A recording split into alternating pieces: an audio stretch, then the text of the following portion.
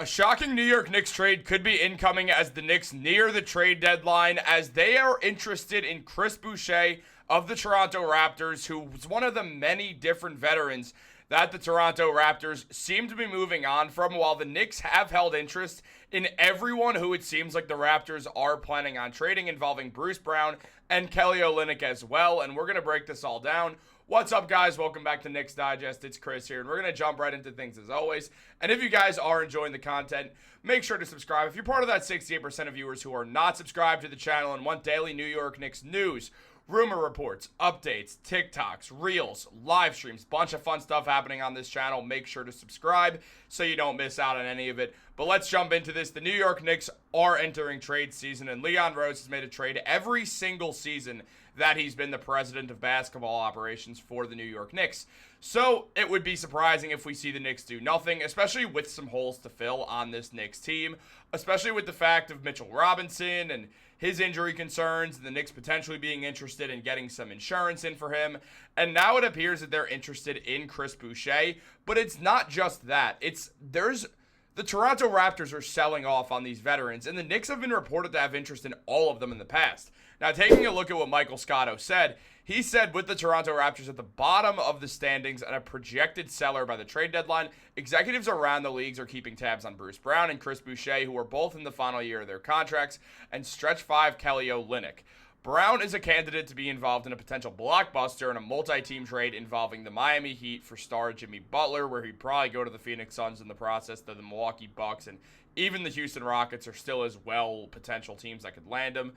And that's due to Brown's expiring $23 million contract, which Toronto is actively trying to participate as a facilitator. So with that happening, it's clear the Raptors are looking to make some trades. And Scotto also mentioned that other playoff caliber teams hope that Bruce Brown will hit the buyout market instead if Toronto can't trade Brown before the trade deadline. Some playoff caliber teams are looking to fortify their front court depth and have circled the wagon on Toronto to see if the Raptors would be willing to part with Olynyk, who's owed $13.45 million for the season. Now, taking a look at both Bruce Brown and Kelly Olynyk, Brown this season is having a down year being on a team that he just doesn't really fit on because he's just best on a contender, and he's missed a lot of time. And this season, Brown only putting up 9 points per game, which isn't terrible for Bruce Brown, but lower rebounds and assists than usual, only getting 4.2 rebounds, 1.5 assists. He's getting a steal per game. He is a great defender and usually a more solid shooter than what we've seen this season at only 32% and shooting 46% from the field. Brown is not having his best year, but I think teams believe that he could bounce back as long as he gets to the right team. Now, the New York Knicks have had interest in Bruce Brown in the past, which is why we're bringing him up. There is a caveat to this, though, that we do have to discuss. The Knicks are over the first apron. So if Bruce Brown gets bought out, the Knicks can't really get involved, and this goes for the same with Kelly Olynyk, who we'll look at his stats in a moment. But first apron teams, their payroll is expected to exceed $178.7 million. The Knicks are $10 million over that, so they're not going to get out of this first apron unless they traded Mitchell Robinson for a contract less than $3 million, and then they'd be able to sign Bruce Brown if they wanted to as the one buyout guy they could really sign, and then use free agency to sign other guys if they wanted. It's an option, but it's not one the Knicks will take.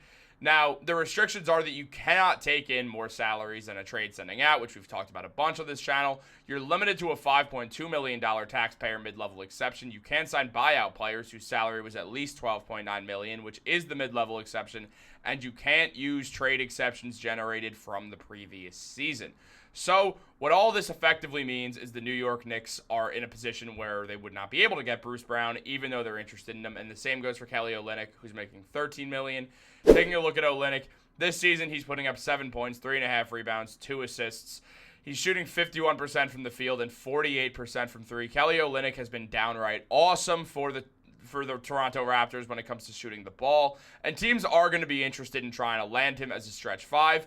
The Knicks obviously are interested in some stretch 5s, but I mean, they could make the money work if they traded Mitchell Robinson straight up for him, but that would just not be a good trade. The problem is that would probably be the trade the Knicks would have to do for Chris Boucher as well. Now, as mentioned by Scotto, the Nuggets, along with the Los Angeles Clippers, New York Knicks, and other teams have expressed trade interest in Chris Boucher. Now, Boucher puts up 11 points per game nearly with 4.5 rebounds. Steals and blocks aren't really there, but he shoots 50% from the field, 37% from three. And he is a solid defender. He's not a great defender. He's 6'9". He's a good athlete. I don't want to say he's similar to Precious Achiuwa. He's a much different player. He's just a different player. He's a smarter player. He moves without the ball well. He's a good defender, good shot blocker, but the numbers don't really stick out. Boucher's an interesting piece for the New York Knicks to be interested in, and I'm not surprised that they're doing their due diligence, but it doesn't feel like someone who I think the New York Knicks would actually make a trade for. There's so many reasons against it. Now, here's the thing. He is under that mid-level exception, so if Boucher gets bought out or something, then I could see the Knicks targeting him, especially if they move on from Jericho Sims, which I expect them to, and also if they were to move on and trade Precious Achiuwa, which is possible, then yeah, I could see the Knicks being interested in Chris Boucher.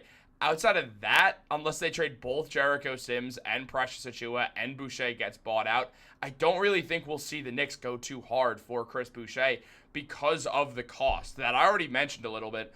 But looking at it would have to be some sort of trade like this where the Knicks would give Mitchell Robinson for Boucher and really be shorthanded with big men and just be short with big men. You'd have 6'9" Boucher, 6'8" Achiuwa, 6'10" Jericho Sims, and then Ariel Hukporti off the bench, who the Knicks clearly are not comfortable with playing this season as a rookie. So that really leaves them in a weird position if the Knicks were to trade Mitchell Robinson this season for a center who's 6'9".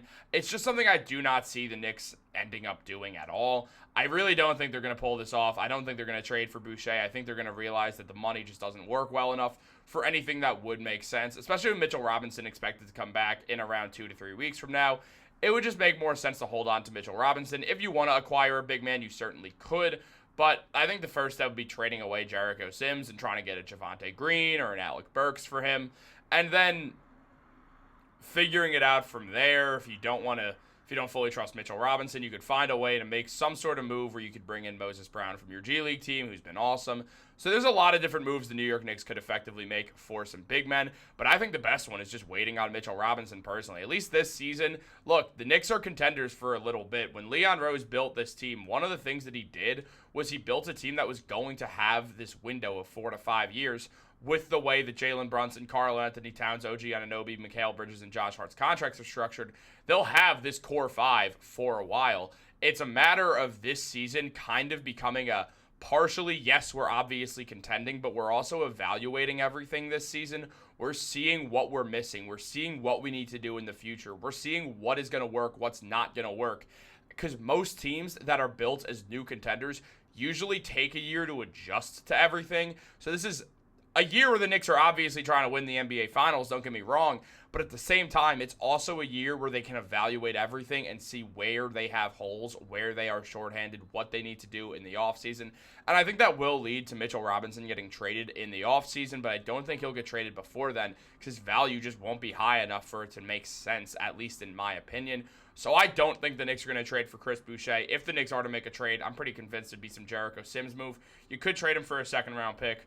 Opt to use that $2.5 million you'd have in free agency to sign someone. You could trade him for Javonte Green, a move that I would love. You could trade him for Alec Burks, which would be interesting. The Knicks have a few different areas that they could go to here, but I think what makes the most sense is just trading Jericho Sims for Javonte Green. I think that would add up. You still do have a bit of an issue with big men, but at the same time, once March hits, the rosters and salary cap situations will change around, and the Knicks can sign someone to a veteran minimum contract, even if they are a 10-plus year NBA veteran and are demanding the $3 million, and the Knicks won't go into the second apron. It's really complicated, so basically I'm just going to have you take my word for it. But that's really how the situation works. The Knicks could sign T.J. Warren. They could sign Moses Brown, who's not a 10-year veteran. They could sign a different veteran who's just in free agency, someone who gets bought out who's a big man, someone who gets bought out in general. So we'll see come March when that happens, really the end of February, but same thing. Look, I think it makes sense for the Knicks to take that route. I'd rather them trade for Javonte Green. I think he solves a bunch of problems, especially with the Knicks having interest in a guy like Bruce Brown. Javonte Green's a very similar player to Bruce Brown, so I think that's the move you make. But I do want to know what you guys think. So let me know in the comments down below. Like this video, subscribe, turn on post notifications. Have a great day, and go Knicks.